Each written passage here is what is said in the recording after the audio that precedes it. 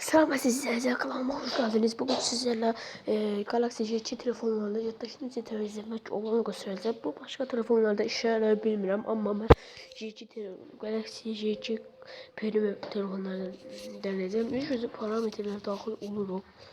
Burada aşağı kadar program menajerine basırıq.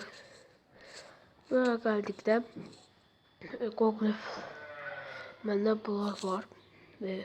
Bastıqdan sonra kişi təmizləyə basırıq. Play var basırıq. Burada da kişi təmizləyə basırıq. Çünki bunlar heç bir şey olmur. Sadəcə kişi təmizləyir. Buraya da giririk. Şey təmizləyə basırsınız. Telefonda heç bir şey olmur. Yaddaşı yerdə çoxaldır. Sonra buradan giririk.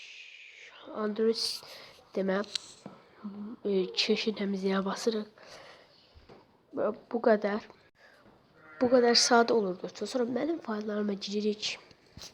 Buradan cihazın yaddaşına basırıq. Android'i silirik. Eğer hiçbir şey olmur. Ama eğer Android'i sizə sənəd belə bir şeyler varsa Android'i silməyin. Rezotora basırıq. Gördüğünüz gibi hiçbir şey yoktur. Android silsəniz belə sizin telefonunuza gəlir. Bunu sildikdə də müəyyən bir qədər yer açılır. Sonra bu kadar dostlar, çıktıktan sonra lazım olmayan programları da silmek lazım kalır. Benim faillerime girdikten sonra yüklenmiş programlara basırıq. Böyle gördüğünüz gibi məndə bunlar var.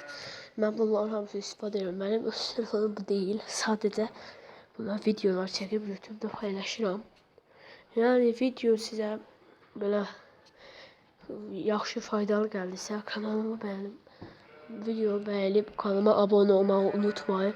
Əgər buna 100 harcasa 200 bəyəni keçsə CD kartına necə oyun atmaq olar onu göstereceğim. Təkcə oyun değil, fayl, yad bunları göstereceğim.